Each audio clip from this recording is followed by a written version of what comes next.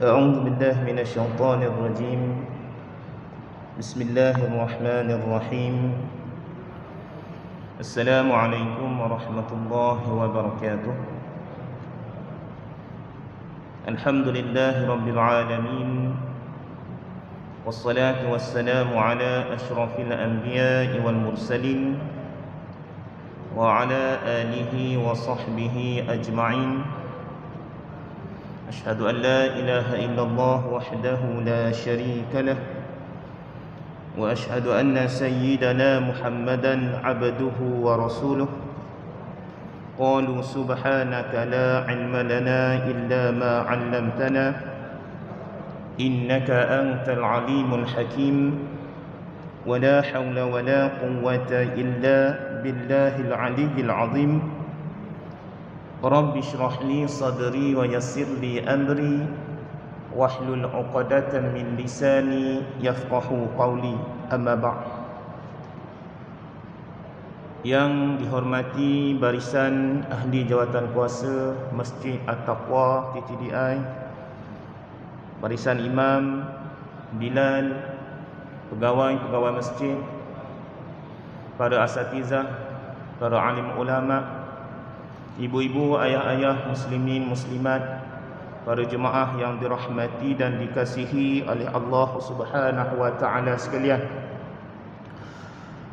Pertama-tamanya dan selama-lamanya, terlebih dahulu, marilah sama-sama kita merafakkan puji dan syukur kehadrat Allah Subhanahu wa taala di atas limpah kurnianya, keizinan, inayah, ruang, kesempatan yang Allah masih beri lagi kepada kita, yang Allah masih lagi pilih hati-hati kita, ya, untuk datang pada malam ini, ya, berkesempatan untuk kita menunaikan solat fardu maghrib secara berjemaah.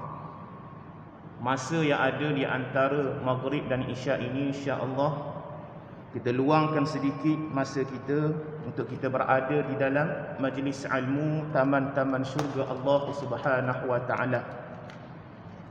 Tuan-tuan dan puan-puan, para jemaah yang dirahmati dan dikasihi oleh Allah Subhanahu wa taala. Jadi insya-Allah seperti mana yang telah kita janjikan, setiap hari Rabu, minggu kedua dan minggu keempat, saya akan cuba bersama dengan para jemaah, ibu-ibu, ayah-ayah sekalian, mengupas, ya, kitab yang baru sahaja kita mulakan. Dalam catatan saya dah kelas yang ketiga ataupun kuliah yang ketiga pada malam ini, yang mana kita membincangkan hadis-hadis yang dibawa oleh Imam Al-Bukhari dalam kitab Adabul Mufrad. Ya, makna Adabul Mufrad itu adab semata-mata. Jadi dalam kitab yang akan kita bincangkan ini, yang akan sama-sama kita berkongsi ini, semuanya adalah berkaitan dengan adab-adab kita sebagai seorang muslim, sebagai seorang hamba kepada Allah Subhanahu wa taala. Jadi pada 2 minggu lepas kita dah sampai pada hadis yang keempat. Ya, hadis yang keempat dalam bab yang kedua. Ya, tuan-tuan dan puan-puan, nanti bila mana kita dah cuba mendalami, ya, hadis-hadis dalam kitab Adabul Mufrad yang dikarang oleh Imam Bukhari rahimahullahu taala ini, kita akan nampak dibahagikan kepada bab-bab tertentu. Ya, hadis-hadis adab yang banyak akan dibahagikan kepada bab-bab yang tertentu. Bab yang pertama hari itu kita dah bincang berkaitan bab berbuat bakti, berbuat baik kepada kedua ibu bapa. Kemudian kita dah masuk bab yang kedua, birril berbuat baik kepada ibu. Ya, hadis yang diletakkan yang berkaitan dengan berbuat baik kepada ibu. Dan kita sekarang ni berada pada bab yang kedua, hadis yang keempat. Kalau dalam kitab tu pada muka surat yang ketiga. Ya, pada muka surat yang ketiga. Hadis yang keempat ini diletakkan di dalam kurungan itu hadis mauquf. Sekali lagi ingin saya kongsikan dengan para jemaah sekalian, apa bezanya hadis mauquf dengan hadis marfu'? Kalau tuan-tuan tengok pada hadis yang ketiga diletakkan dalam kurungan hadis marfu'. Ya. Okey. Hadis marfu' ialah hadis-hadis yang diceritakan itu terus ada Nabi sallallahu alaihi wasallam di dalam penceritaan hadis tersebut, ataupun boleh dikatakan disandarkan direct kepada Nabi sallallahu alaihi wasallam. Ada nama Rasulullah, ya Rasulullah, ataupun ada nama seseorang bertanya kepada Nabi jawab. Ada Nabi Muhammad sallallahu alaihi wasallam ditonjolkan, dinyatakan dalam hadis itu, maka itu adalah hadis marfu'.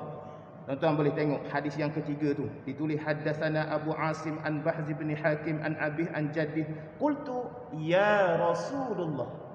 Ada Nabi di situ. Ya. Adapun hadis yang keempat yang kita masuk pada malam ni, hadis mauquf ialah hadis yang disandarkan kepada sahabat baginda Nabi sallallahu alaihi wasallam.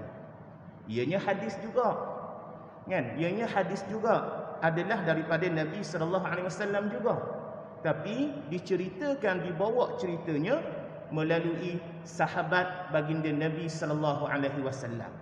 Jadi kalau kita tengok hadis yang keempat ni, tak ada pun nama baginda Nabi sallallahu alaihi wasallam ditonjolkan dalam hadis yang keempat ini. Baik. Haddatsana Sa'id bin Abi Maryam qala akhbarana Muhammad ibn Ja'far ibn Abi Kathir qala akhbarani Zaid ibn Aslam an Atha ibn Yasar an ibn Abbas annahu atah rajul faqala inni khatabtu imra'ah fa'abat an tankihani wa khatabaha ghairi fa'ahabbat an tankihah فغرت عليها فقتلتها فهل لي من توبة قال أمك حية قال لا قال تب إلى الله عز وجل وتقرب إليه ما استطع فذهبت فسألت ابن عباس لما سألته عن حياة أمه فقال إني لا أعلم عملا أقرب إلى الله من بر الوالدة. Ya, kalau kita tengok dalam bacaan matan hadis tadi daripada awal sampai habis, tiada pun dinyatakan baginda Nabi sallallahu alaihi wasallam. Hanya dinyatakan Ibnu Abbas. Ya, kalau kita tengok dalam sejarah siapakah Ibnu Abbas ini? Ibnu Abbas ini adalah budak kecil pada zaman Nabi sallallahu alaihi wasallam yang hidup sezaman dengan Rasulullah sallallahu alaihi wasallam, yang lahirnya 3 tahun sebelum hijrah. Ya, Ibnu Abbas ni lahir 3 tahun sebelum hijrah, yang merupakan sepupu kepada Nabi sallallahu alaihi wasallam dan anak saudara kepada Maimunah. Ya, inilah dinyatakan sebagai Ibnu Abbas, yang mana Ibnu Abbas ini juga adalah orang yang rapat dengan baginda Nabi sallallahu alaihi wasallam, yang banyak kali Nabi panggil gelarannya wahai anak, wahai anak. Ya, begitu rapat Ibnu Abbas dengan baginda Nabi sallallahu alaihi wasallam. Baik, kita pergi kepada makna. Daripada Sayyidina Ibn Abbas bahawasanya seorang lelaki datang kepadanya lalu berkata, sesungguhnya aku meminang seorang wanita. Ya, Atta ni dia duduk bersama dengan Ibnu Abbas. Boleh faham situasi ya? Atta duduk dengan Ibnu Abbas. Kemudian Atta tengok ada seorang lelaki datang jumpa dengan Ibnu Abbas.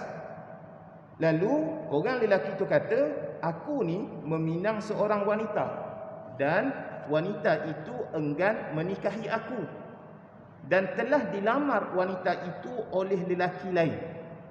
Kan? Lelaki ni mengadu kepada Ibnu Abbas, dia kata perempuan yang aku pinang ni dia tolak dan dia telah dilamar oleh lelaki lain. Lalu dia menjawab akan menikahi lelaki itu. Seolah-olah pinangan ditolak lah ni.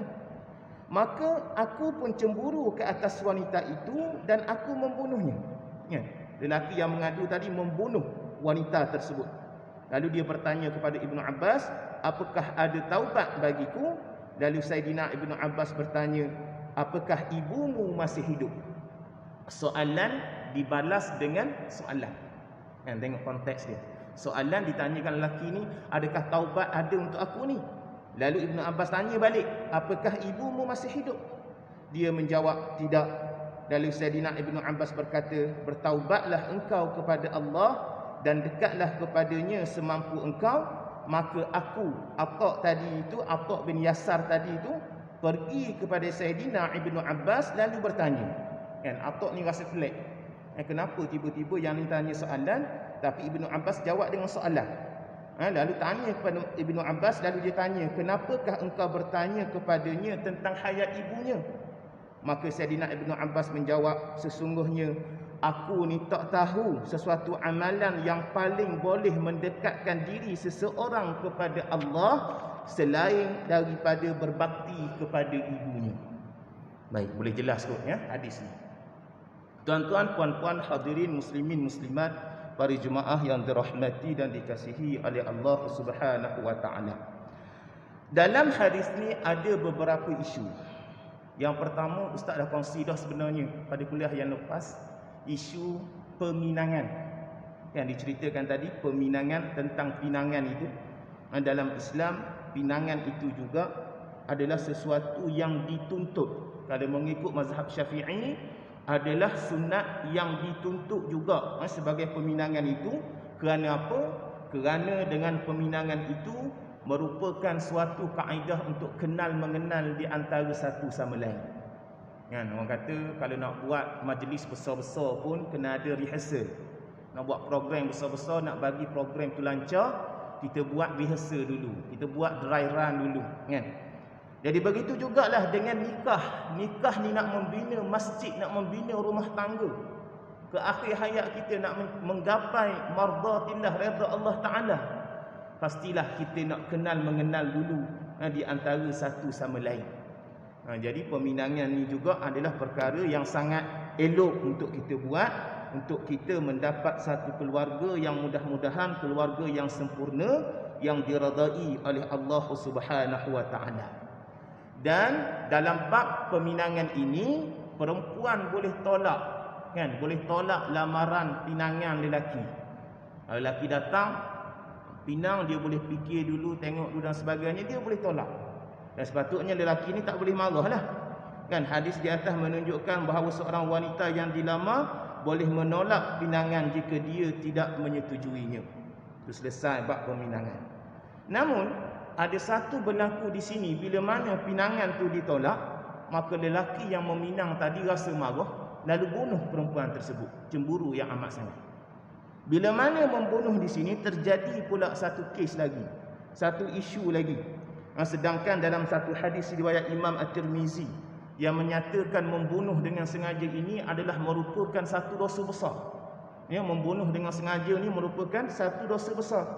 La zawalud dunya ahwanun 'ala Allah min qatli mu'min bighairi haqq.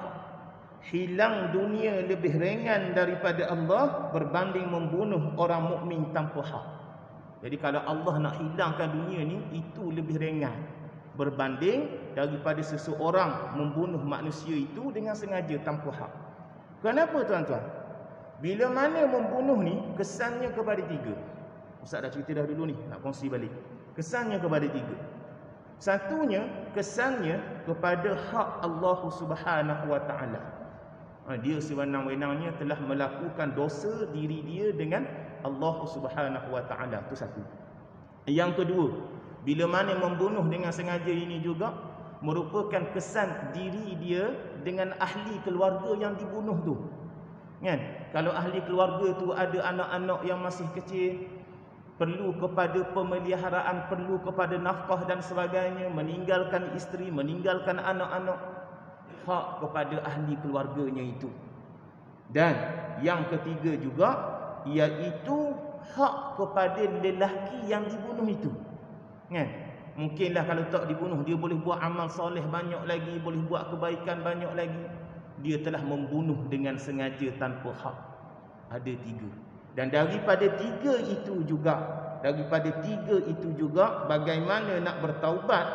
Maka yang pertamanya, nak menghilangkan hak diri dia dengan Allah, dosa dia dengan Allah, hendaklah melalui taubatan nasuha. Kan, taubat dengan Allah ini adalah taubat nasuha, taubat yang bersungguh-sungguh kepada Allah Subhanahu wa taala. Berhenti, tak nak buat lagi perkara tersebut, menyesal, tak nak mengulangi lagi, bersungguh-sungguh bertaubat. Tu diri dia dengan Allah Subhanahu wa taala. Adapun dengan keluarga tu, bagaimana nak melepaskan dosa dia tu? Banyaklah perbincangan ulama. Yang kalau kita hari ini ada undang-undang yang boleh menyelesaikan, dilepaskan kepada undang-undang. Kalau ikut kepada hukum, boleh juga dikenakan, kalau lelaki yang dibunuh, dikenakan bayaran diat. Diumpamakan gandaannya itu seperti harga 100 ekor unta kalau lelaki. Kalau perempuan 50 ekor unta. Kan? Banyaklah perbahasan, ada yang menyatakan bila ada insurans bayar balik, banyaklah perbahasan. Itu peringkat asasnya dalam bab bila mana membunuh dengan sengaja ni. Jadi bila mana kes ni berlaku, yang lelaki ni rasa menyesal dan rasa yang amat takut, kan, rasa yang amat takut, lalu mengadulah kepada Ibnu Abbas nak cari apakah amalan yang terbaik yang dia nak buat supaya melepaskan dosa dia telah membunuh lelaki tadi ni. Lalu apa jawab Ibnu Abbas, tuan-tuan? Ibnu Abbas kata, aku tak nampak amalan yang lebih baik melainkan apabila seseorang itu dapat berbakti kepada ibunya. Hadis ini juga menunjukkan bahawa suatu kelebihan keutamaan berbakti kepada ibu, ya, berbakti kepada ibu itu. Bila mana dalam bab berbakti kepada ibu itu, insya-Allah lah juga dapat mendatangkan kebaikan dan juga ganjaran kepada Allah Subhanahu wa taala. Selesai, ya, hadis yang keempat. Seterusnya kita masuk kepada hadis yang kelima. Baik. Hadis yang kelima berada pada bab yang ketiga. Kalau tuan-tuan ada buku boleh nampak gambaran disusunnya bagaimana hadis dalam kitab Adabul Mufrad ni. Jadi kita masuk bab yang ketiga, iaitu yang dinamakan bab birril ab. Buat baik kepada ayah. Mula-mula tadi buat baik kepada kedua ibu bapa, yang kedua buat baik kepada ibu, sekarang buat baik kepada ayah. Dan dalam buat baik pada ayah ni juga ada dua hadis yang lebih kurang sama ceritanya pada hadis yang ketiga dulu yang telah kita bincangkan pada kuliah yang lepas. Baik, kita pergi dulu kepada hadis yang kelima dan yang keenam, dua-dua sekali, ya, sebab lebih kurang maknanya lebih kurang sama. Pada bab menyatakan berbuat baik kepada bapa, hadis marfu', haddatsana Sulaiman ibn Harb qala haddatsana Wahab bin Khalid an ibni Shubrumah qala sami'tu Aba Zur'ah an Abi Hurairah qala qila ya Rasulullah man abar qala ummak qala thumma man qala ummak qala thumma man qala ummak qala thumma man qala abak. Daripada Sayyidina Abu Hurairah radhiyallahu an, beliau berkata, seorang bertanya kepada Rasulullah sallallahu alaihi wasallam, kepada siapa patut saya berbakti? Baginda Nabi sallallahu alaihi wasallam menjawab, ibumu. Dia bertanya lagi, kemudian siapa? Baginda sallallahu alaihi wasallam menjawab, ibumu. Dia bertanya lagi, kemudian siapa? Baginda sallallahu alaihi wasallam menjawab, ibumu. 3 kali ibumu. Dia bertanya lagi, kemudian siapa? Baginda menjawab, ayahmu. Ya, hadis yang ketiga dulu kita dah baca, lebih kurang sama maknanya. Begitu juga hadis yang keenam dalam bab buat baik kepada ayah ini, dinyatakan lagi satu hadis, haddatsana Bishr bin Muhammad, guru yang berlainan. Tadi haddatsana Sulaiman ibn Harb, ya, guru Imam Bukhari yang bernama Sulaiman ibn Harb. Sekarang hadis yang keenam, gurunya bernama Bishr ibn Muhammad. Qal akhbarana Abdullah qal akhbarana Yahya bin Ayyub qal haddatsana Abu Zur'ah an Abi Hurairah ata rajulun nabiyallah sallallahu alaihi wasallam faqal ma ta'muruni faqal birra ummak thumma 'ad faqal birra ummak thumma 'ad faqal birra ummak thumma 'ada ar-rabi'ah faqal birra ummak thumma 'ada al-khamisah faqal birra abak. Hadis yang maknanya lebih kurang sama juga daripada Sayyidina Abu Hurairah radhiyallahu an, telah datang seorang lelaki kepada Nabi sallallahu alaihi wasallam, lalu dia berkata, apa yang engkau perintahkan kepada aku? Maka baginda Nabi sallallahu alaihi wasallam menjawab, berbaktilah kepada ibumu. Kemudian dia mengulangi lagi, lalu baginda menjawab, berbaktilah kepada ibumu. Kemudian dia mengulangi lagi, lalu baginda menjawab, berbaktilah kepada ibumu. Kemudian dia mengulangi lagi bagi kali yang keempat, lalu baginda menjawab, berbaktilah kepada ibumu. Kemudian dia mengulangi lagi bagi kali yang kelima, lalu baginda menjawab, berbaktilah kepada ayahmu. Tuan-tuan, puan-puan, ibu-ibu, ayah-ayah, para jemaah yang dirahmati dan dikasihi oleh Allah Subhanahu wa taala. Imam Bukhari rahimahullahu taala, kata Imam Ibn Hajar, bila mana Imam Bukhari nak memasukkan hadis yang lebih kurang sama di dalam kitabnya, pasti akan ada perbezaan, walaupun maknanya lebih kurang sama. Kalau tuan-tuan rujuk balik pada hadis yang ketiga yang telah kita bincangkan dulu pada muka surat 2 tu, daripada Baz Ibn Hakim, pun juga maksudnya lebih kurang sama, kan? Buat baik kepada ibu 3 kali, kemudian yang keempat adalah ayah. Begitu juga yang sekarang ni yang kita masuk tentang buat baik kepada bapa, hadis yang kelima dan yang keenam ini juga dinyatakan soalan kepada siapa nak buat baik kepada ibu diulang sebanyak 3 kali hadis yang kelima, dan hadis yang keenam kepada ibu diulang sebanyak 4 kali, kemudian yang kelima barulah kepada ayah. Ya, guru yang berbeza, matan yang berbeza, namun maknanya kita faham keutamaan buat baik kepada ibu.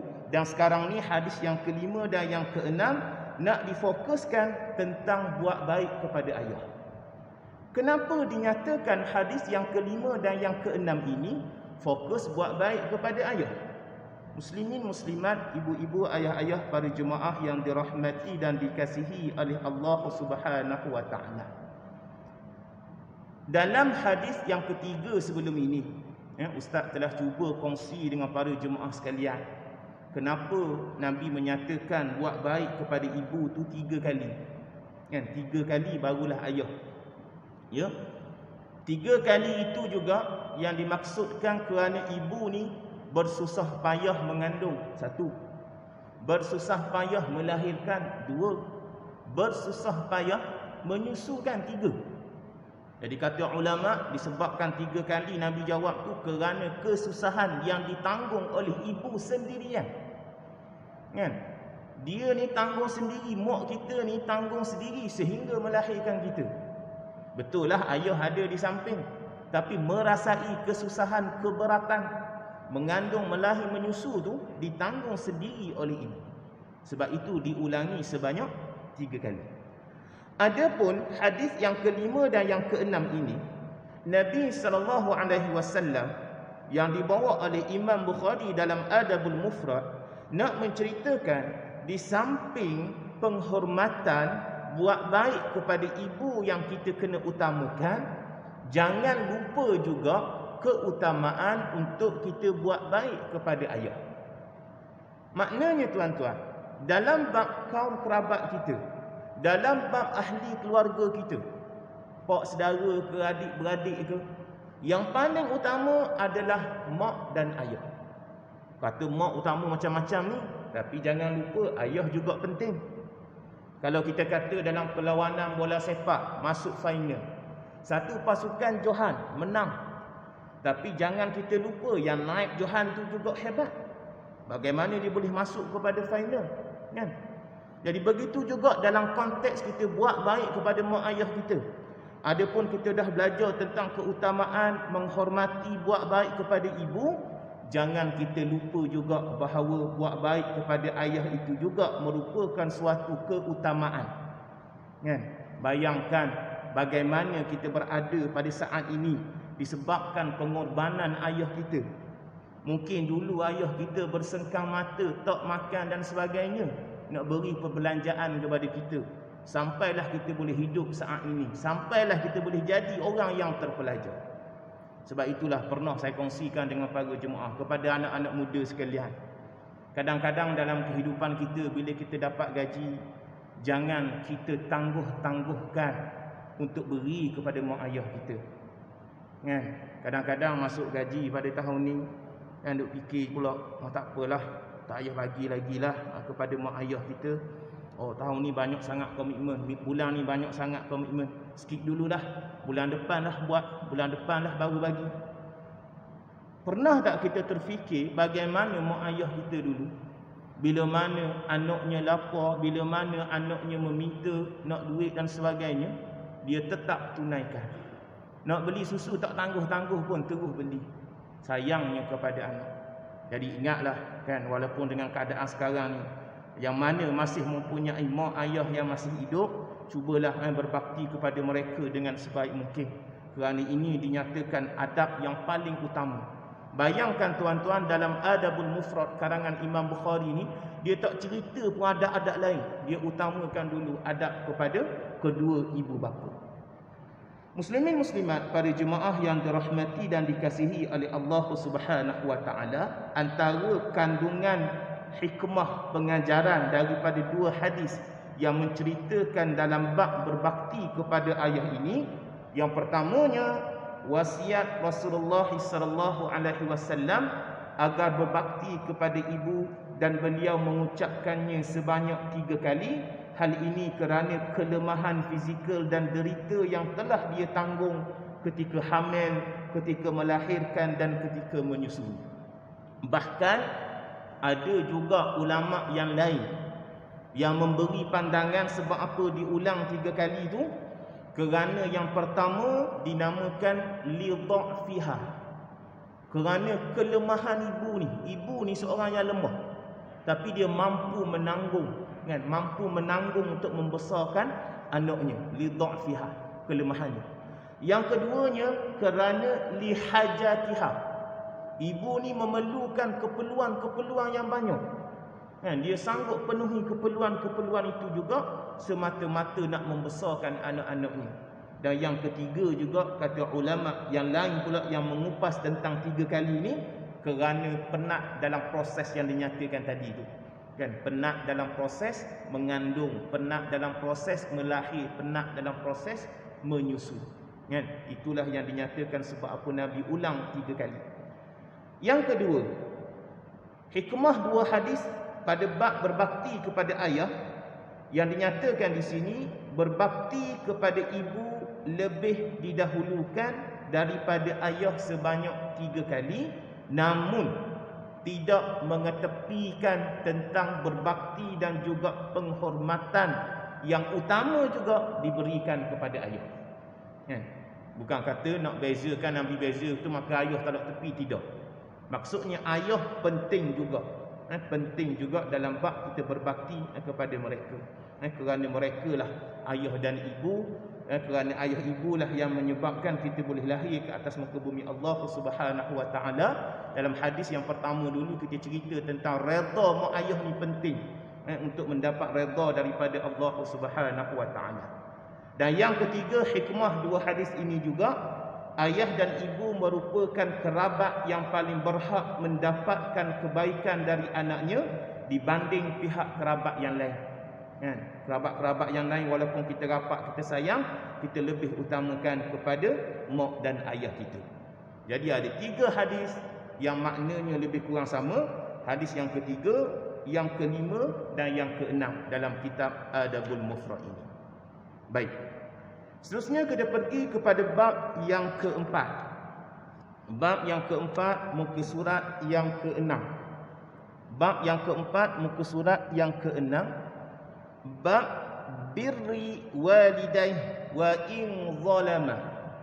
Bagaimana pula pada menyatakan berbuat baik kepada ibu bapa, sungguh pun kedua-duanya zalim. Buat baik kepada mak ayah, yang mana ada juga mak ayah itu melakukan kezaliman, melakukan keburukan, melakukan kesyirikan. Adakah kita perlu buat baik kepada mereka? Baik, kita pergi kepada hadis mauquf, hadis yang ketujuh dalam kitab Adabul Mufrad pada bab yang keempat. Haddatsana Hajjaj قال حدثنا حماد هو بن سلمة عن سليم التيمي عن سعيد القيسي عن ابن عباس قال ما من مسلم له والدان مسلمان يصبح إليهما محتسبا إلا فتح له الله بابين يعني من الجنة وإن كان واحدا فواحد وإن أغضب أحدهما lam yardallahu an hatta yarda an qil wa in zalamah qal wa in zalamah.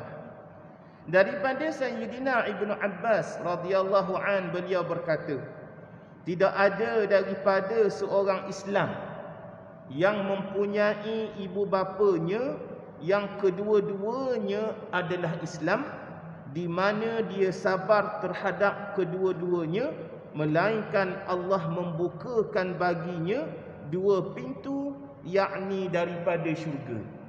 Kata Ibnu Abbas di sini, hadis daripada Nabi sallallahu alaihi wasallam, seseorang yang taat kepada kedua ibu bapa, buat baik kepada kedua ibu bapa ni, tidak ada yang dia dapat melainkan dia dapat dua pintu. Kan?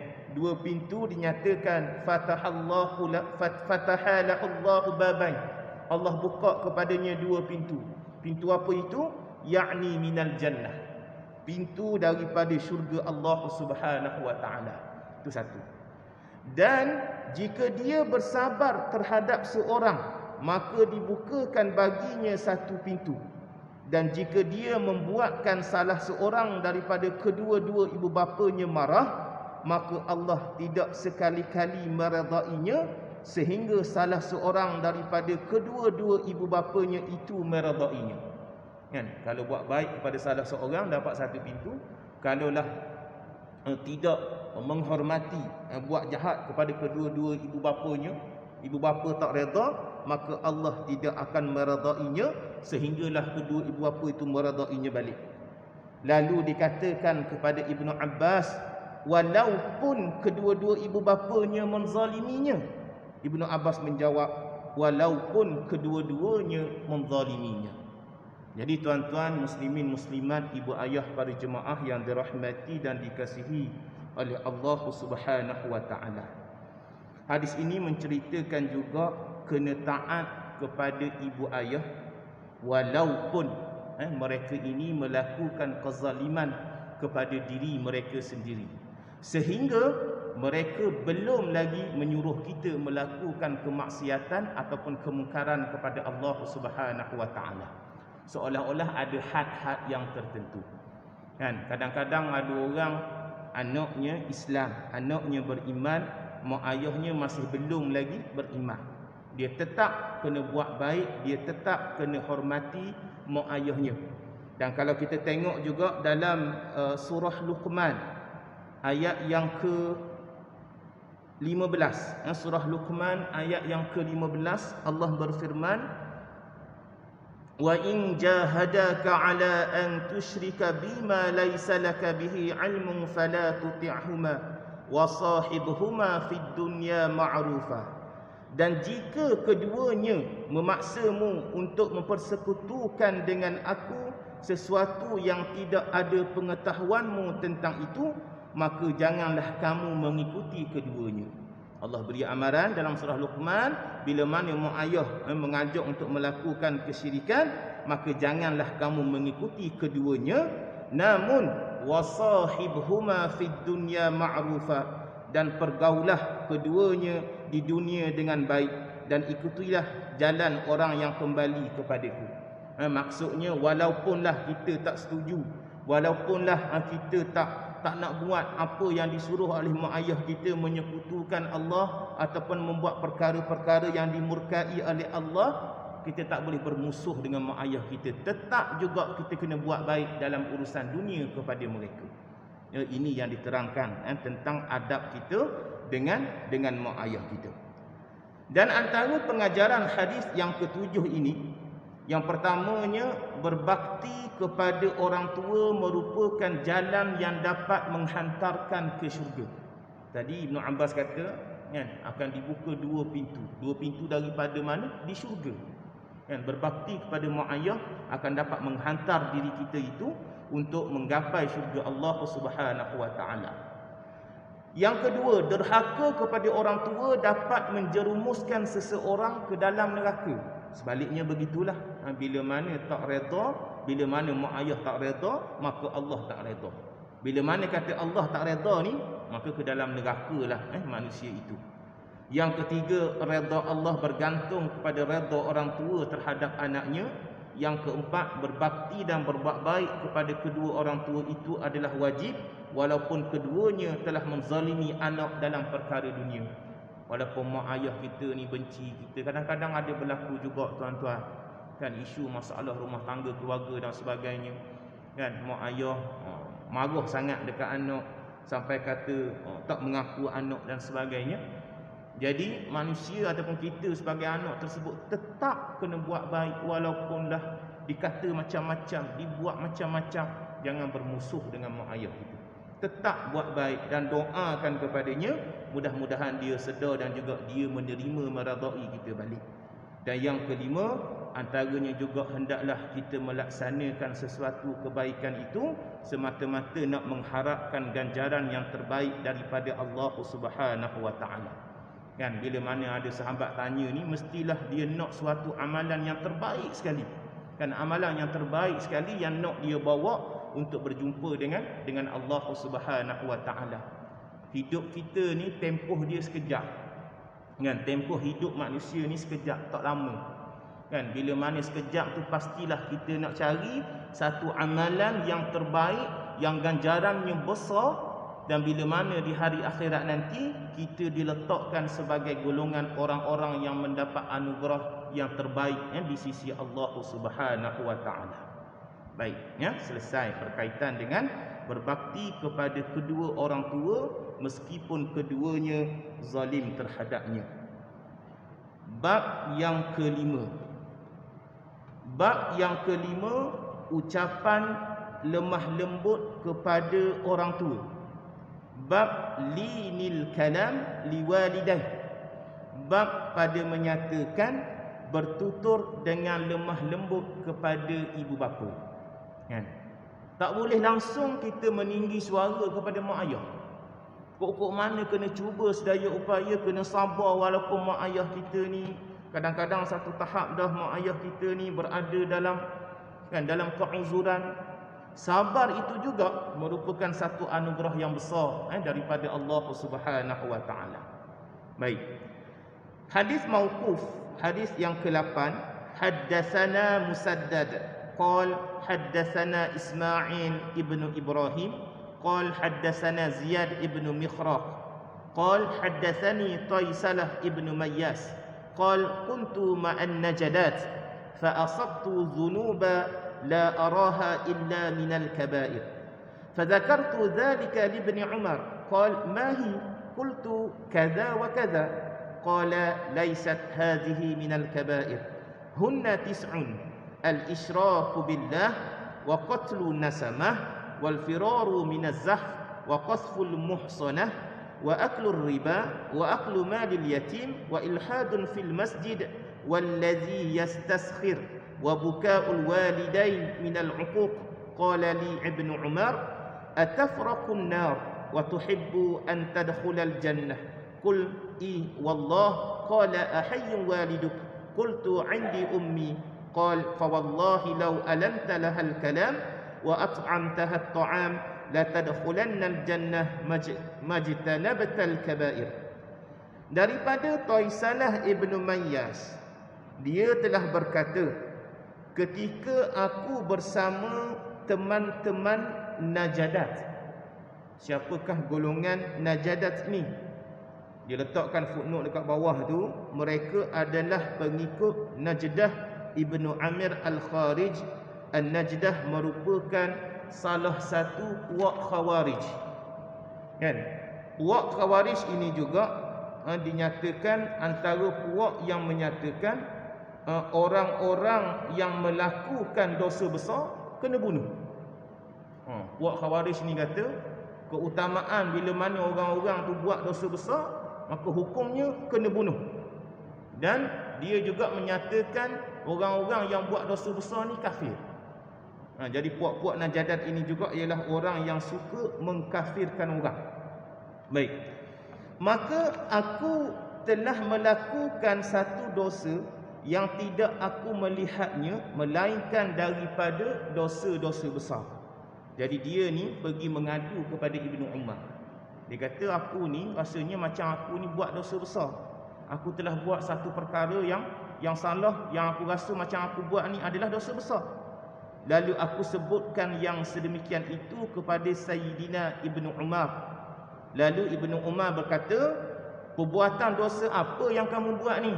Yang kamu duk kata kamu buat dosa besar ni, perbuatan apa yang kamu buat ni? Lalu aku berkata, begini, kaza, yakni menceritakan perbuatannya. Tidak dinukilkan dalam hadis ni apa dosa yang dibuat oleh si pengadu ni, yang tidak dinyatakan di sini. Lalu Sayyidina Ibnu Umar pun bila mana dengar dosa besar yang dibuat oleh si pengadu ni, lalu kata Ibnu Umar, sebenarnya yang kamu buat tu tak terhitung pun daripada dosa-dosa besar. Yang aku dengar ni apa yang kamu mengadu ni bukan dosa-dosa besar pun. Lalu dinyatakan di sini dosa-dosa besar itu ada 9, iaitu menyekutukan Allah, membunuh orang, lari dari medan peperangan, menuduh seorang wanita solehah dengan tuduhan zina, makan riba, makan harta anak yatim, berbuat maksiat dalam masjid, menghina meremehkan kehormatan manusia, dan berbuat menangis kedua-dua ibu bapa kerana derhaka kepada keduanya. Telah berkata Sayyidina Ibnu Umar kepadaku, apakah engkau takut akan neraka dan suka untuk masuk ke syurga?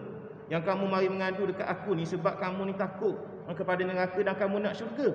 Lalu dia pun menjawab, ya demi Allah. Lalu Sayyidina Ibnu Umar bertanya, apakah kedua ibu bapamu masih hidup? Lalu aku menjawab, aku mempunyai seorang ibu. Sayyidina Ibnu Umar berkata, demi Allah, sekiranya engkau melembutkan akan perkataanmu baginya dan membuatkannya makanan, nescaya engkau akan masuk syurga selama mana engkau menjauhi akan dosa-dosa besar tersebut. Hadis yang panjang, Ustaz harap tuan-tuan puan-puan boleh faham yang berkaitan hadis ni. Yang mengadu, yang dia kata dia buat dosa besar, tapi kata Ibnu Umar kamu tak buat dosa besar pun. Lalu Ibnu Umar syarahkan apakah dosa-dosa besar itu, termasuk dalam 9 perkara yang dinyatakan dalam hadis ini. Muslimin muslimat, para jemaah yang dirahmati dan dikasihi oleh Allah Subhanahu wa taala. Kita masuk isyak pukul berapa ya? Sudah masuk dah.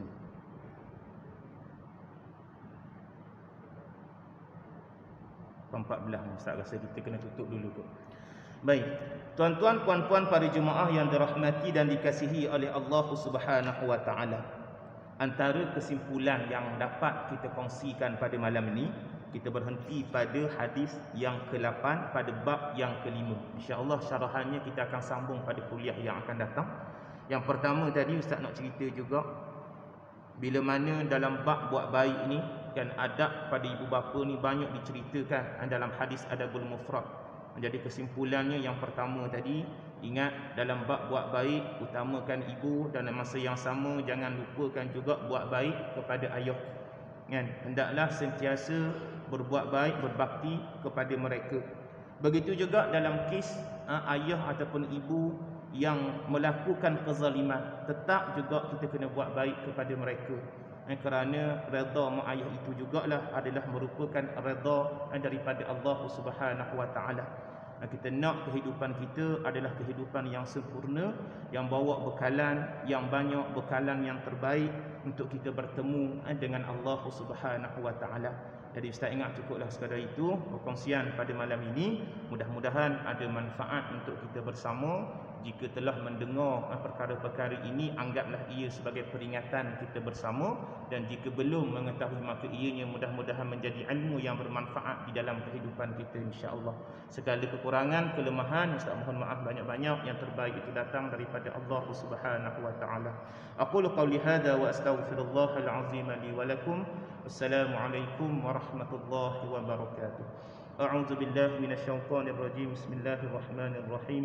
الحمد لله رب العالمين، والصلاة والسلام على أشرف الأنبياء والمرسلين وعلى آله وصحبه أجمعين. اللهم زدنا علما وارزقنا فهما. اللهم أرنا الحق حقا وارزقنا اتباعه، وأرنا الباطل باطلا وارزقنا اجتنابه. وصلى الله على سيدنا محمد وعلى آله وصحبه وسلم، والحمد لله رب العالمين. تقبل الله منا ومنكم.